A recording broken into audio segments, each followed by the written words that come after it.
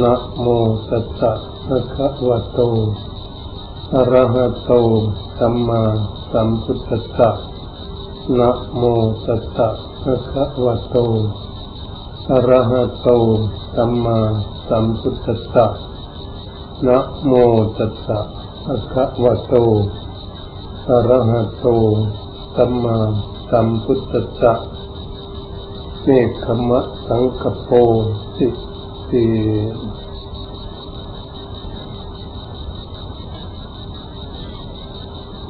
บัดนี้พากันตั้งใจฟังพระธรรมเทศนาให้พากันตั้งใจ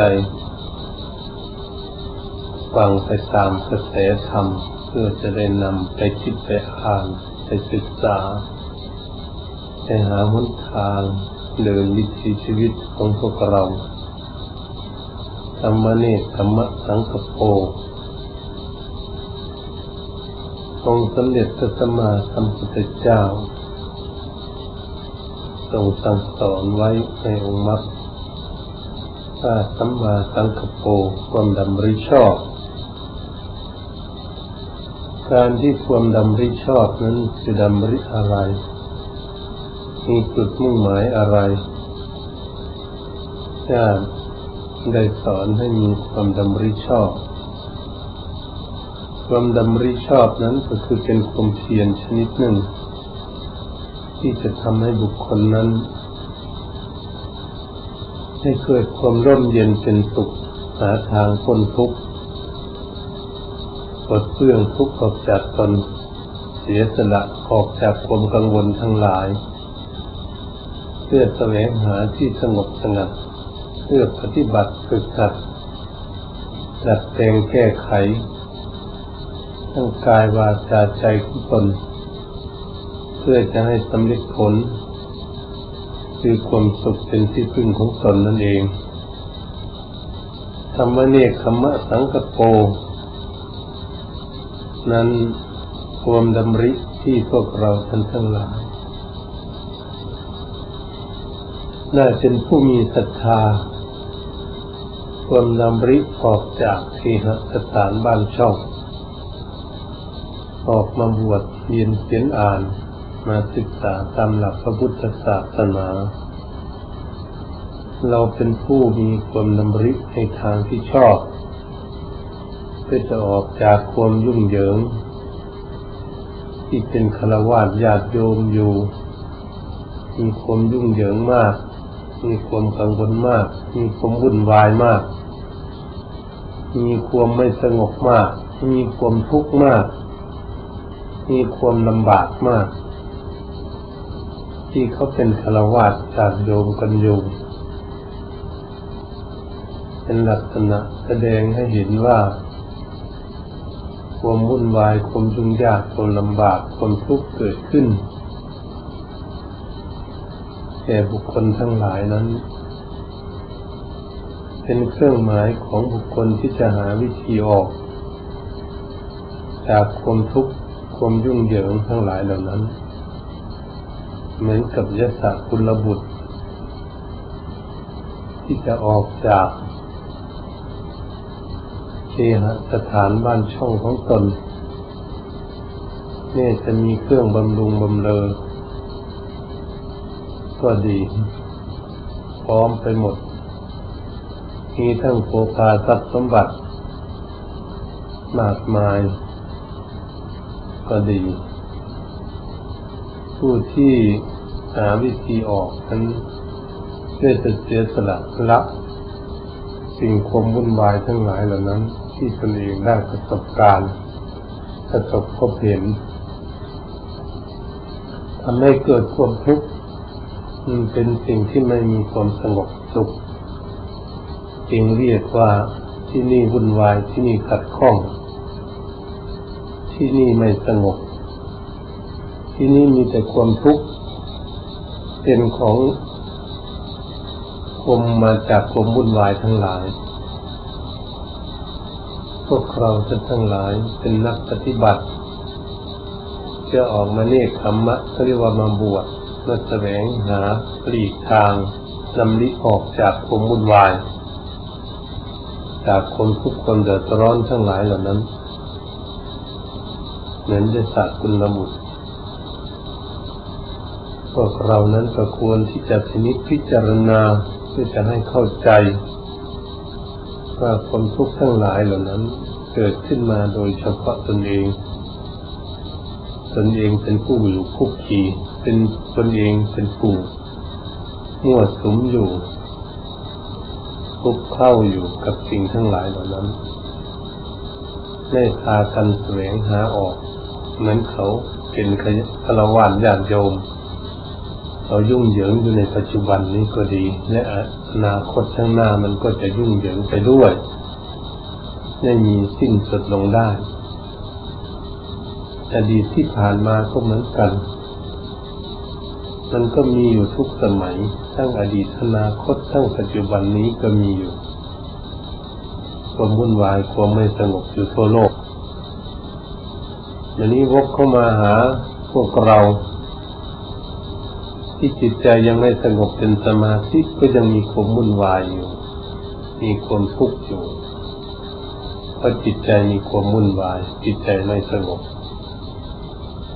เพราะจิตใจของพวกเรามีกิเลสก็เป็นธรรมดาที่เรายังไม่ได้ศึกษาไม่ได้หาวิธีลดละเสียสละละปล่อยวางกิเลสออกจากดวงใจของตนกิเลสมันก็มักหมมทับถมเหยียบย่ำจิตใจของพวกเราให้เกิดความทุกข์พวกเราก็พยายามที่จะหาเนกธรรมะออกหาที่สงบสงัดจึงได้เสียสละออกมาบวชในมวลพุทธศาสนาเสียสละเรื่องของฆราวาสเรื่องเดิมทั้งหลายเสียสละละทิ้งไปให้ฆราวาสเขาเมาลุ่มหลงอยู่เป็นธรรมดาเรื่องของเขาพวกเราเป็นผู้หาความสงบแล้วก็ได้พากันตั้งใจละพี่ละน้องละพ่อละแม่ละสามีภรรยาละลูกละหลานละญาติวงศ์ตระกูลทั้งหลายเสียสละออกมาบวชในพระพุทธศาสนาออกจากพวกฆราวาสทั้งหลายเหล่านั้นเราก็พากันมาบวชเมื่อมาบวชก็เรียกว่าเนกธรรมะเมื่อมาบวชมีความตั้งใจจะแสวงหาทางพ้นทุกข์ซึ่งผูกกับลักษณะคนมาบวชถ้าเรามาบวชเล่นบวชลองเฉยๆบวชครองประเพณีเฉยๆนั้นก็ไม่ดีเราต้องบวชหาวิธีหนีจากวัฏสงสารคือเป้าหมายของการนักบวชที่แท้จริงคือเรียกว่าบวชหนีสงสารสังสารวัฏความเวียนว่ายตายเกิดที่ไม่มีที่สิ้นสุดทำให้สัตว์โลกทั้งหลายมีความทุกข์อยู่ตลอดเกิดชาติใดภพใดก็ย่อมทุกข์อยู่อย่างเดิมไม่มีความสุขอะไรมีรูปร่างกายเกิดขึ้นมาแล้วย่อมตกอยู่ในไตรลักษณ์มีไม่เที่ยงเป็นทุกข์เป็นอนัตตาเป็นเครื่องรับรองประกันของชีวิตที่คนเกิดมาด้วยกันทุกชาติทุกศาสนาทุกภาษาอยู่ในโลกนี้ย่อมเป็นเหมือนกันหมดถ้าได้เกิดขึ้นมาแล้วแต่รู้ก็ตามไม่รู้ก็ตามแต่สภาวะสังขารร่างกายนั้นเมื่อเกิดมาแล้วย่อมแน่นอนตกอยู่ในไตรลักษณ์อย่างแน่นอนไม่มีใครจะฝืนไปได้แค่แต่คนเดียวเกิดขึ้นมาในโลกนี้อันนี้องค์สมเด็จพระผู้มีพระภาคเจ้าพระพุทธองค์ทรงสอนเราไว้อยากให้พวกเรานั้นศึกษาเรียนรู้ดูให้เข้าใจให้ชัดเจนว่าเราเกิดขึ้นมาทุกคนนี้เป็นอย่างนั้นบ้างไหมเราเกิดขึ้นมาเห็นคนเกิดแก่เก็บตายบ้างไหมตายจนใหญ่มาถึงขนาดนี้แล้วก็ไปตรวจศพผีศพคนตายอยู่บ่อยๆถ้าเราไม่มีสติปัญญาเราก็ไม่พิจารณาถึงความตายของเขาเราก็ยังไม่มีสติปัญญา คนเกิดคนตายกันอยู่ทุกวันเผากันอยู่ทุกวันเกิดอยู่ทุกวันเกิดมาจะทุกวันแล้วก็ตายไปทุกวันท่านอยู่อย่างนี้ตรงนี้พวกเราเป็นนักปฏิบัติเพื่อจะได้น้อมนึกระลึกเพื่อให้รู้ว่าสภาวะความเกิดขึ้นมานี้เป็นอย่างนี้แน่นอนจนให้จิตใจของพวกเรานั้นเชื่อมั่นในงอนเงียนคนแคนมั่นใจแน่นอนว่าคนเกิดขึ้นมาแล้วย่อมเป็นอย่างนี้หมดใครจะรวยจะจนจะทุกข์ยากลำบากจะอ้วนจะผอมจะขาวจะดำก็ดีสูงต่ำดำขาวที่ลายกิเลสสวยสดงดงามเพียงใดก็ตามถ้าได้เกิดขึ้นมาแล้วเป็นไปอย่างนี้ไม่มีเหลือนี่เป็นเรื่องของพวกเราออกมาบวชที่จะได้ศึกษาถ้าหาที่สงบแล้วเนกขมะบารมีในเบื้องต้นก็คือออกมาบวชนั้นพวกเราเนกขมะอุปปารมีบวชแล้วมีความตั้งใจประพฤติปฏิบัติเพื่อมีต้องการทางพ้นทุกข์เพื่อเสียสละละกิเลสความโลภความโกรธความหลงออกจากจิตใจของพวกเราเป้าหมายในการบวชไม่ใช่บวชมาเล่นเฉยๆบวชมาเสียการเสียเวลาเฉยๆบวชมาคุยกันสนุกสนานเฉยๆไม่ใช่อย่างนั้นบวชมาอยู่มากินมานั่งมานอนเฉยๆอันนั้นผิดหลักเจตนาที่เรามาเป็นนักบวชที่แท้จริงนั้นบวชมาเพื่อต้องการความพ้นทุกข์โดยตรงไม่ใช่บวชมาเล่นเหตุฉะนั้นเราต้องเตือนตนเองอย่าให้ครูบาอาจารย์ได้เตือนยากลำบากพูดหลายครั้งหลายคราวเฉยๆไม่ต้องเดินจงกรมไม่ต้องนั่งภาวนาไม่ต้องไหว้พระสวดมนต์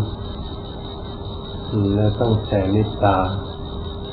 การยืนเดินนั่งนอนนั้นต้องการปฏิบัติตลอดอย่าปล่อยปละละเลยให้เสียการเสียเวลาไปเปล่าแต่วันหนึ่ง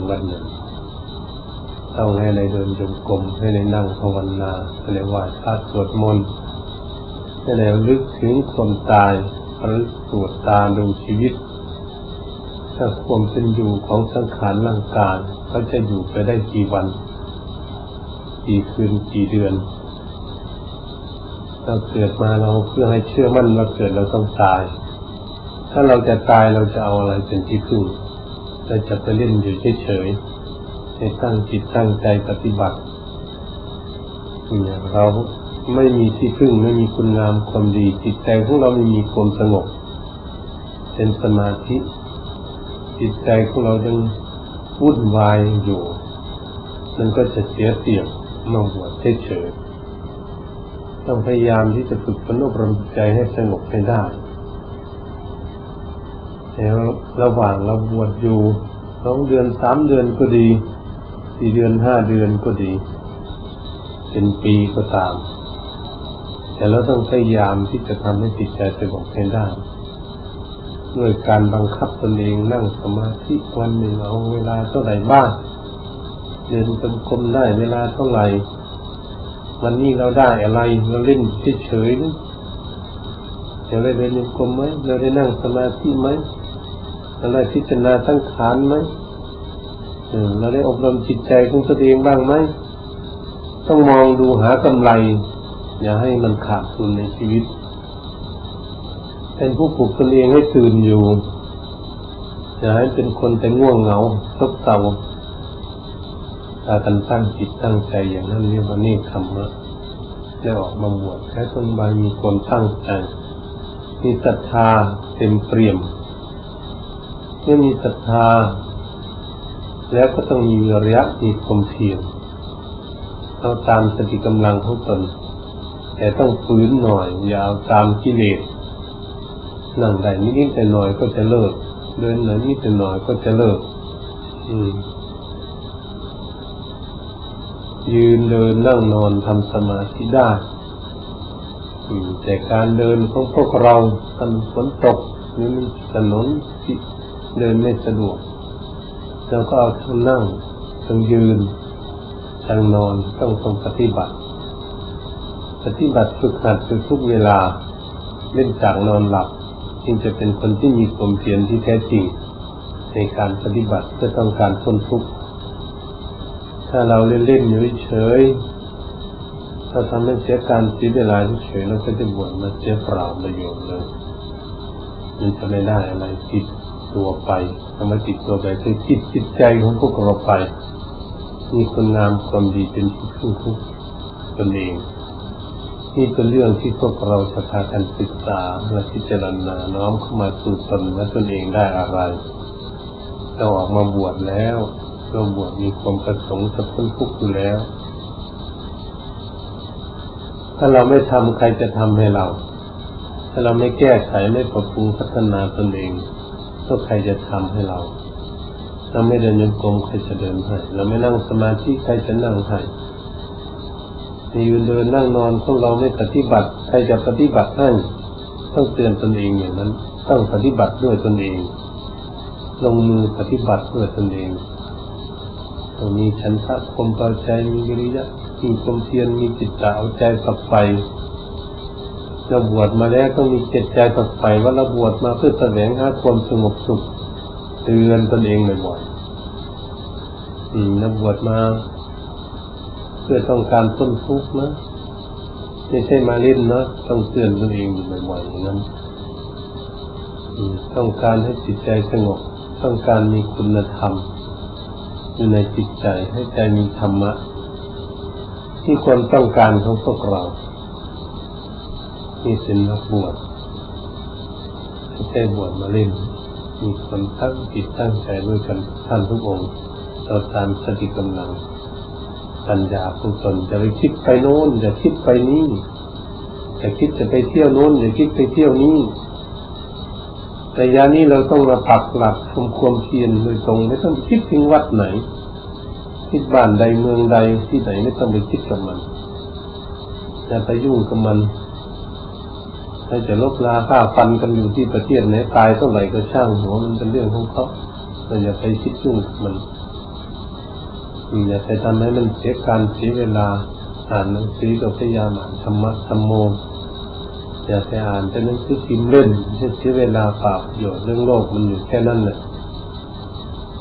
แล้วมันก็ไม่ได้คุณค่าอะไรเท่าไหร่เสียเวลาไปให้เราจะได้กำหนดตรวจตาดูจิตใจดูตรวจตาดูการปฏิบัติของตนที่จะได้รับผลรับประโยชน์นั้นดีมากกว่าที่เราจะไปเสียเวลา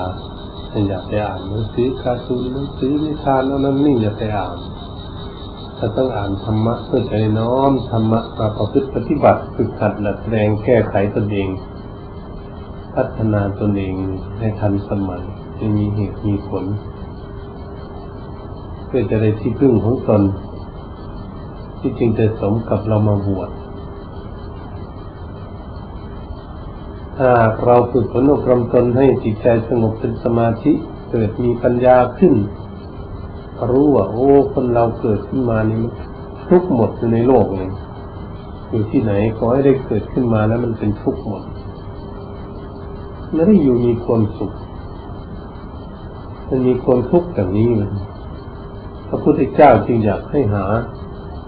วิธีพ้นทุกข์อยากให้แสวงหาหนทางพ้นทุกข์เป็นอย่างสร้างทางมาให้มีมรรคแต่ศีลสมาธิปัญญาเป็นไตรลักษณ์ไตรสิกขาศีลสมาธิปัญญาเป็นไตรสิกขาแต่สิกขาบทศีลสมาธิปัญญามีการตั้งใจรักษาศีลสุดความสามารถของตนในการตั้งใจฝึกฝนอบรมจิตใจให้สงบเป็นสมาธิมีสมาธิแล้วจะได้มีปัญญาที่เรียกว่าศีลสมาธิปัญญาเป็นเครื่องตัดสินเป็นเครื่องหาวิธีสำรอกกิเลสออกจากจิตใจของพวกเราถ้าเราไม่มีสติปัญญาแล้วเราจะเอาอะไรเราอะไรแก้ความทุกข์ความเดือดร้อนเกิดขึ้นแก่ตนได้ยิ่งสร้างสรรค์ให้มีสติปัญญาการอย่างนี้เป็นหนทางเดินของนักปฏิบัติ ถ้าฝึกหัดดัดแปลงแก้ไขตนเองหาทางพ้นทุกข์ที่พวกเราต้องยึดหลักอันนี้เอาไว้เพื่อจะหาทางพ้นทุกข์ให้ได้ในชีวิตของตนถ้ามองเห็นแล้วว่าผมสับสนวุ่นวายความทุกข์เดือดร้อนอยู่ในโลกนี้ก็ทุกข์อะไรแต่ทุกข์เพราะเขาไม่รู้เขาไม่ศึกษาเรื่องทุกข์ก็มีแต่ความวุ่นวายเฉยๆเดือดร้อนเฉยๆอยู่ในโลกนี้เราอยู่ในโลกนี้เราไปไหนไม่ได้แล้วเกิดขึ้นมาก็ในโลกนี้ตายอยู่ในโลกนี้แหละไม่ไปไหนไอ้จิตใจมันจะวุ่นวายไปกับอะไรไปที่ไหนมันก็จะตายเหมือนกันหมดมันไม่เหลือแล้วร่างกายมันเกิดขึ้นมาไม่ถึง150 60 ปี200 ปีอะไรที่ไม่ดีไม่ถึง100มันก็ตายกันอยู่ทุกวันเพื่อจะให้จิตของเรานั้นไม่เหิมกระโดดโลดเต้นไปเที่ยวที่โน่นที่นี้จะได้มีความตั้งใจปฏิบัติคือการอบรมจิตใจของเราพยายามที่จะสร้างสติปัญญาควบคุมดูแลอย่าให้จิตใจของเราเหิมฟุ้งซ่านไปตามกระแสอารมณ์ภายนอกให้กิเลสหลอกลวงไปทำให้ใจของเรามีความทุกข์เกิดขึ้นเวลาทุกข์ใครละทุกข์ตัวเองนั่นแหละทุกข์คนอื่นเขาไม่ทุกข์เขาก็ไม่ทุกข์ตนเองปล่อยปละละเลยไม่ตรวจตาควบคุมดูแลจิตใจของตนมันจะทุกข์ตรงนี้ต้องลงโทษตนเองถ้าใครรู้จักลงโทษตนเองรู้จักตั้งใจปฏิบัติคนนั้นจะเป็นคนที่มีสติสัมปชัญญะเกิดขึ้นว่าเรานี้ยังประมาทอยู่ปล่อยเวลาเสียไปให้มีจิตใจเอาใจฝักใฝ่ในการงานของตนเราทุกคนบวชมาแล้วคือมาทำงานภายในคือมาฝึกฝนอบรมจิตใจงานภายนอกมันไม่ได้ไปทำนาทำไร่ทำสวนกับเขาไม่ได้แบกหามอะไรกับเขาไปขับรถขับเรือขับเครื่องบินอะไรกับเขาไม่ได้ไปแสวงหาทำอยู่ทำกินอะไรกับเขานั่นเราออกมาแล้วมีญาติโยมเขาสนับสนุนให้อาหารการกินให้ปัจจัย4สนับสนุนก็ดีแล้วก็สนับสนุนพวกเราให้ปฏิบัติหาทางพ้นทุกข์จุดมุ่งหมายของผู้อุปถัมภ์ดูแลก็คือญาติโยมเขาดีแล้วนะต้องให้อาหารการกินตัวเรานี้มันยังไม่ดีแล้วก็จะได้ฝึกฝนอบรมตนถ้าจิตของเรายังไม่ดียังหงุดหงิดยังโกรธยังเกลียดยังเครียดยังแค้นอยู่ยังวุ่นวายอยู่แล้วก็ต้องพยายามที่จะแก้ไขเพื่อฝึกฝนอบรมจิตใจของเราให้มันสงบให้ได้มันสงบแล้วจะได้แก้ไขจุดกิเลสที่มันอยู่ในจิตใจของพวกเราเนี่ยมันกิเลสข้อไหนมันโผล่ออกมาทำให้จิตใจมีความทุกข์ความกังวลอยู่เราจะได้รู้ตรงนี้แหละจึงให้ฝึกฝนอบรมจิตใจให้ขาดความตั้งใจจึงจะเมื่อเนกขมะอุปปารมีก็มีความตั้งใจบวชแล้วเนกขมะปรมัตถปารมีนั้นถ้าเปรียบเทียบผู้ที่บวชมาในพระพุทธศาสนาเป็นผู้มีความตั้งใจต้องสู้ไปจนตายสู้ไปในถอยหลังสู้ไปเรื่อยๆฉะนั้นเป็นปรมัตถปารมีที่ครูบาอาจารย์หลวงปู่ทั้งหลายท่านเนกขมะปรมัตถปารมีเสียสละพระจากเกหสถานบ้านช่องจากพี่จากน้องจากพ่อแม่ปู่ย่าตายายญาติมิตรสหายทั้งหลายเสียสละพระหมดมาเข้าในวงพุทธภูมิเราไม่ได้เป็นฆราวาสแล้วเราก็มาวงพุทธภูมิเขาเรียกว่ามันเป็นชาวพุทธพุทธวงศ์เราเข้ามาในพุทธวงศ์จะบวชเรียนเขียนอ่านตามรอยยุคลบาทองค์ศาสดาสัมมาสัมพุทธเจ้าเขาเรียกว่าพุทธวงศ์เหตุฉะนั้นเราออกมาอยู่ในวงนี้วงเสียสละที่ไม่มีต้องการความยุ่งเหยิงจะเป็นนักบวชเรียกว่าเป็นคนที่มีความประสงค์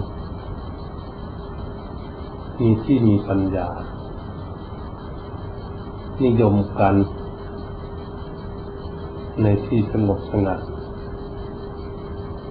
พวกเราต้องการอย่างนั้นมีความหมั่นในการรักษาศีลมีความต้องการไม่มีความยุ่งเหยิงไม่มีความอะไรอาวรณ์ตอนนี้เป็นจุดของพวกเราเป็นนักปฏิบัติไม่มีอะไรอาวรณ์ไม่มีห่วงใยกับอะไรตรงนี้ในจุดของพระเราก็ต้องได้ตั้งใจเวลามาหมดแล้วเราไม่ต้องคิดจะยุ่งเหยิงกับอะไรกับโลกเขาเราจะตั้งใจปฏิบัติสุดท้ายของภิกษุผู้บวชในพุทธศาสนานั้นที่สุดของภิกษุนั้นคืออะไรคือนิพพานเราต้องรู้ว่าจุดมุ่งหมายของพระภิกษุนั้นคือนิพพานที่สุดคือทางพ้นทุกข์ไม่มาเวียนว่ายตายเกิดในวัฏสงสารให้มันมีความทุกข์ความเดือดร้อนเกิดขึ้นมาอีกนี่เนกขมะเราตั้งเป้าไว้อย่างนั้นถึงไม่ถึงเราก็ต้องมุ่งว่ามีเป้าที่จะไปมีจุดหมายปลายทางที่จะเดินไปในชีวิตการบวชของพวกเราจึงจะถูกต้องตามความประสงค์ของภิกษุบวชในพระพุทธศาสนามีความประสงค์อะไรนิยมอะไรต้องมันในอะไรต้องการในอะไรที่สุดของภิกษุผู้บวชมาคืออะไรก็คือนิพพานเป็นที่สุดเหตุฉะนั้นพวกเราเป็นนักปฏิบัติได้มาบวชในพุทธศาสนา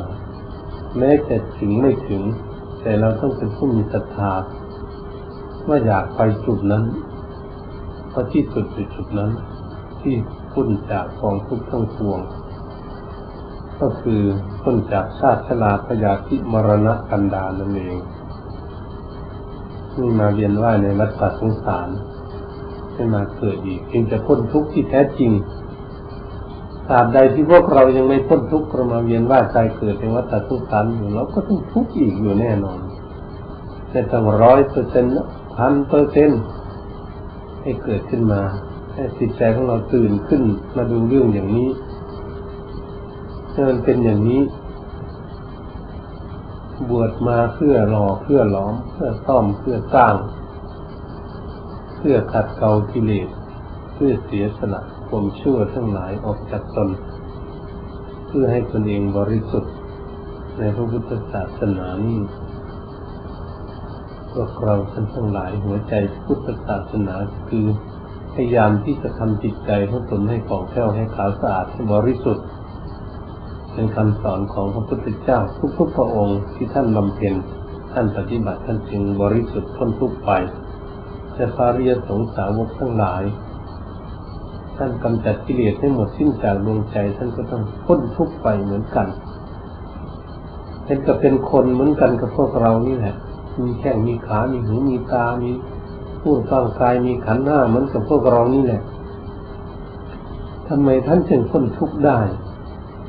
น่าเคารพกราบไหว้บูชาที่เราพากันสวดสรรเสริญพระพุทธพระธรรมพระสงฆ์อริยสงสาวกท่านก็มีความสามารถสร้างสติปัญญาของท่านเข้าตรวจตาดูกิเลสในหัวใจของตนเองจนพ้นทุกข์ได้ท่านก็เป็นตัวมันอย่างพวกเราแต่พวกเรานี้ไม่ต้องใจอ่อนไม่น้อยใจอะไรแล้วที่ยังไม่มีสติปัญญาสามารถละความโลภความโกรธความหลงให้หมดจากดวงใจของตนมันยังตกมันยังข้างมันยังเหลืออยู่มันเราจึงมาเกิดอย่างนี้และต้องมองเห็นหน้าเบื่อหน่ายในชีวิตที่มันมาเกิดเพราะเรายังไม่พ้นทุกข์ที่ตรงนี้แหละท่านให้เบื่อหน่ายอย่างนี้ถ้าใช่เบื่อหน่ายด้วยความโกรธหงุดหงิดโกรธเกลียดแค้นเบื่อหน่ายสิ่งนู้นสิ่งนี้มันหงุดหงิดโกรธเกลียดแค้นอันนั้นมันเบื่อหน่ายเป็นกิเลสเบื่อหน่ายเป็นผู้มีสติปัญญาต้องรู้แจ้งเห็นจริงชัดเจนในสิ่งนั้นเกิดขึ้นและตั้งอยู่และดับไปตามสภาวะธรรมชาติของมันอยู่ตามปกติของมันเป็นอย่างนี้ฉะนั้นกับพวกเราเบื่อหน่ายในชาติเกิดของพวกเรานี่นะเบื่อหน่ายในสิ่งที่ถูกต้อง ถ้าเกิดขึ้นมาแล้วมันเป็นทุกข์อย่างนี้มันบอกไม่ฟังอย่างนี้ร่างกายจนตายไปอย่างนี้เป็นอย่างนี้น่าเบื่อหน่ายที่พวกเราท่านทั้งหลายจะได้พิจารณากันจะให้เข้าใจถ้าเราเข้าใจแน่นอนเมื่อไหร่เราจะเห็นธรรมว่าโอ้พุทธเจ้าท่านสอนถ้าภิกษุสงฆ์สามเณรภิกขุณีโนภิกขุณีสมัยข้างพุทธกาลอุบาสกอุบาสิกาพุทธบริษัททั้งหลายพระพุทธองค์ทรงสอนชี้ลงไปในนี่แหละชี้ลงไปในที่ไหนคือสอนทุกข์สมุทัยนิโรธมรรคพระพุทธองค์ทรงสอนทุกข์ก่อนถ้าบุคคลใดเห็นทุกข์เกิดขึ้นมาเนี่ยบุคคลนั้นย่อมไม่อยากเกิดอีกเพราะมันจะเป็นทุกข์อีกที่อยากให้มันเห็นอย่างนี้ให้เราจะอยู่ด้วยกันในโลกนี้ก็ตามแต่มันจะเห็นทุกข์อยู่ตลอดทุกข์ไม่เห็นทุกข์ก็อยากหนีทุกข์ถ้าไม่เห็นทุกข์มันก็ไม่อยากหนีต้องเห็นทุกข์จริงอยากหนีมันพวกออกมาบวชนี่แหละมันวุ่นวายเป็นฆราวาสมันไม่สงบมันเป็นทุกข์แล้วจึงหนีออกจากฆราวาสมาบวชหาที่สงบเช่นตรงนี้เมื่อบวชออกมาแล้วเราจะอยู่เฉยๆไม่ได้แล้วก็ต้องค้นคว้าอีกคือฝนอบรมจิตใจให้สงบอีกตรงนี้พวกเราจะพึ่งพากันปฏิบัติเนี่ยทุกข์เกิดขึ้นมาจากที่ไหนเกิดจากสมุทัยทุกข์มาจากสมุทัยก็คือกิเลสตัณหานั่นเองทำให้เกิดทุกข์เพราะเรารับไม่หมดในสิ้นในชาติที่แล้วให้หมดจากดวงใจของพวกเราก็มาเกิดอีกก็มาทุกข์อีกอย่างนี้เมื่อเป็นอย่างนี้เราก็ต้องพยายามจะมีความเพียรมันทุกข์แล้วทุกข์เพราะสมุทัยคือกิเลสวิธีดับทุกข์ของพวกเราก็คือการปฏิบัติการทำกันอยู่นี่ฟังเทศน์ฟังธรรมนั่งสมาธิกันอยู่นี่ก็เรียกว่าหาทางพ้นทุกข์ก็คือปฏิบัติมีความภาคความเพียรพยายามวิธีแก้ไขไม่ปล่อยปละละเลยให้ลดละในการปฏิบัติของตนต้องสู้ต้องปฏิบัติของดีมันต้องทำจริงมันถึงจะเห็นของจริงทำเล่นมันก็ไม่เห็นของจริงทำเล่นมันก็ไม่แล้วอะไรทุกอย่างทำจริงมันจึงจะเห็นของจริงปฏิบัติจริงมันจึงจะสงบจิตใจเมื่อสงบแล้วก็ต้องปฏิบัติดูจริงดูกิเลสจึงจะเห็นกิเลสจึงจะเห็นทุกข์ได้ที่เป็นว่าทำจริงย่อมเห็นของจริงทำเล่นก็ไม่เห็นของจริงแล้วก็ถามตนเองว่าตนเองทำเล่นหรือทำจริงก็ต้องถามตนเองอยู่ตลอดว่าเดี๋ยวนี้เรามาบวชแล้วเรามาทำเล่นหรือทำจริงปฏิบัติเล่นหรือปฏิบัติจริงเตือนเจ้าของบ่อยๆไม่ใช่มาเล่นนะเดี๋ยวนี้มาตั้งใจปฏิบัติชำระความชั่วออกจากกายวาจาใจของตนเพื่อจะให้ตนเองมีที่พึ่งเพื่อให้ตนเองดีขึ้นกายก็ปฏิบัติดีขึ้นพูดจาปราศัยก็ดีขึ้นคิดอ่านอะไรก็ดีขึ้นสร้างสรรค์ในทางที่ปลดเปลื้องทุกข์ทั้งนั้นนี้ก็จึงจะรู้สึกว่าเราได้กำไรจะแนะนำคุณงามความดีทั้งหลายไปติดตัวตนเองไปเมื่อเรามาบวชในพุทธศาสนาจะบวชได้น้อยก็ดีก็ให้ได้ของดีแม่น้อยมันก็ราคาแพงมันกับเพชรนี่เพชรชนิดเขาหลงกันว่าสีนี้มันมีราคาแพง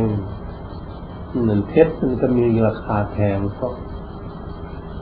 สมมุติขึ้นมาแล้วก็เป็นของที่มีราคาแพงร่างกายของพวกเราก็ดีเราปฏิบัติแม้เราได้น้อย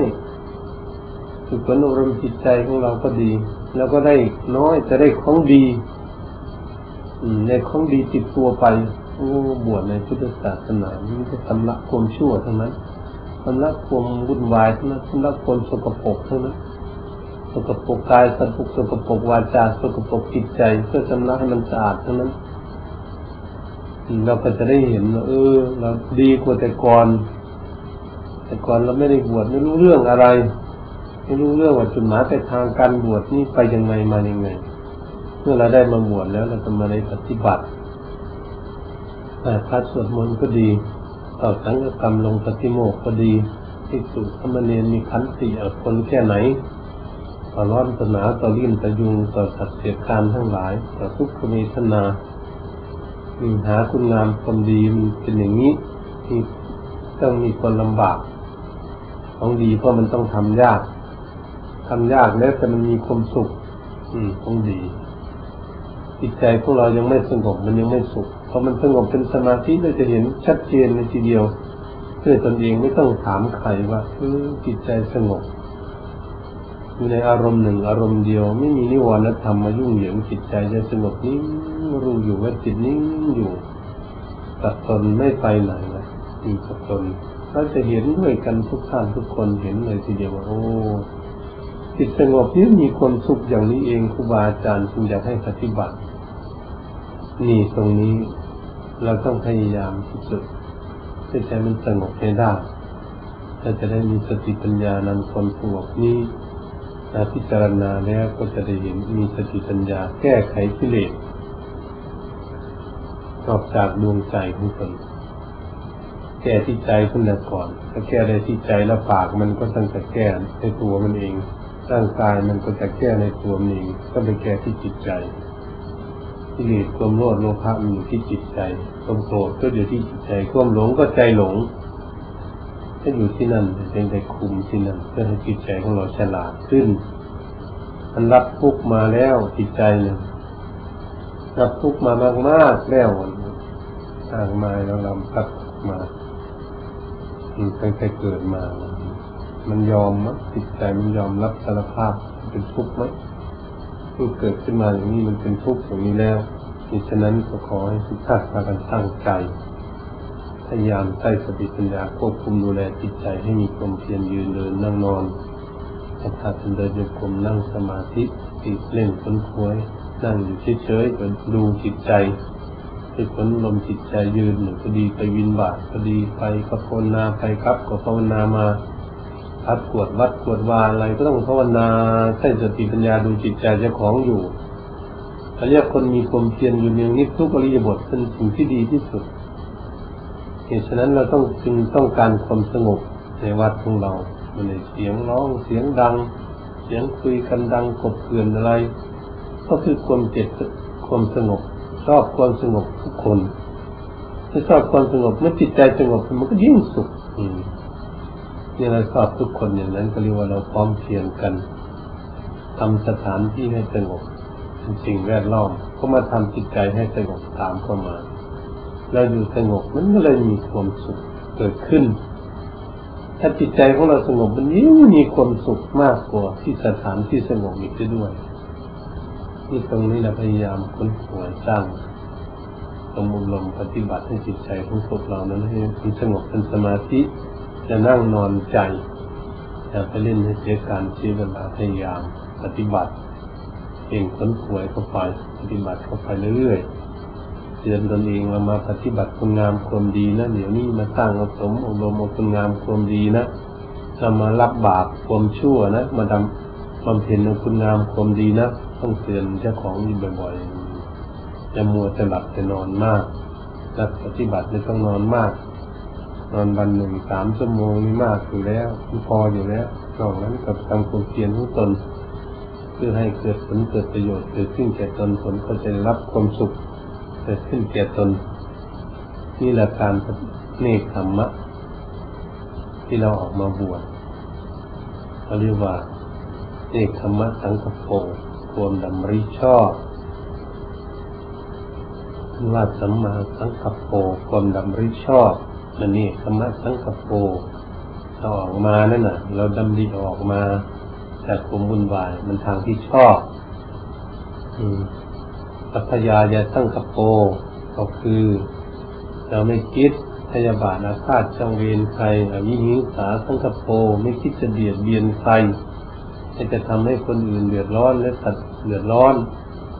มีแต่ละทั้งนั้นเลยมีแต่เนกธรรมะทั้งนั้นเลยอยู่ใน